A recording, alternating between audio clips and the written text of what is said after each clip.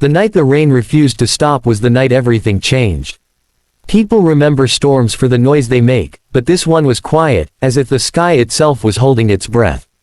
In a small roadside hotel squeezed between a shuttered cinema and a tea stall that never closed, a single father was counting coins at the reception desk, wondering if they would be enough to buy breakfast for his daughter in the morning.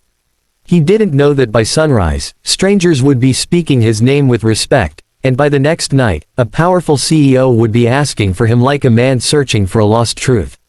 Ion had learned to live small. The hotel wasn't much: 8 rooms, flickering corridor lights, chipped paint, and a smell of soap that never fully covered the damp walls, but it was honest work. He cleaned rooms, fixed leaking taps, carried bags, and sometimes cooked when the cook didn't show up.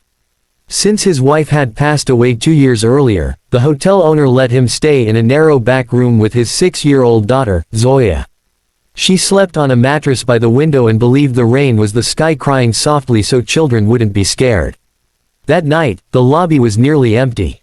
A tired woman sat on the cracked sofa, clutching her purse like it was the only thing keeping her upright. Ion noticed her trembling hands and the bruise near her wrist when she reached for a glass of water.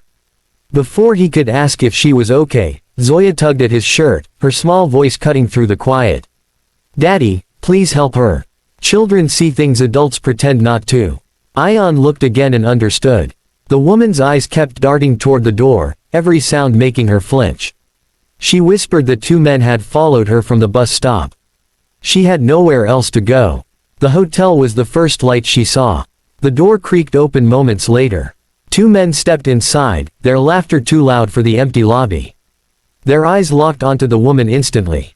One of them smiled in a way that made the air feel dirty. Ion felt fear rise in his chest, sharp and cold, but then he felt Zoya's fingers tighten around his hand. In that grip was a reminder of everything he had left to lose, and everything he still had to protect.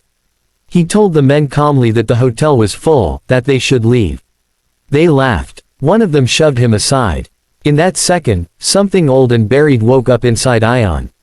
He didn't think of consequences or strength or whether he could win. He only thought of his daughter watching, of the woman shaking behind him, of the kind of world Zoya would grow up in if good men kept stepping aside.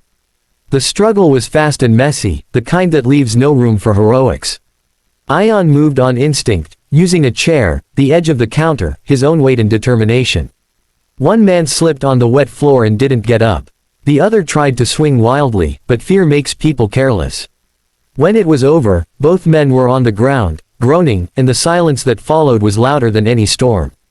The police came. Statements were taken. The woman cried, thanked him over and over, and disappeared into the night with a promise to start over somewhere safer. The hotel owner arrived, angry and scared, worried about trouble and reputation. Ion stood quietly, ready to accept whatever came next. By morning, he was told not to come back. The hotel couldn't afford problems, they said. He packed his bag, lifted Zoya into his arms, and stepped out into a city that suddenly felt very big and very cold. The next day, a black car stopped in front of the hotel.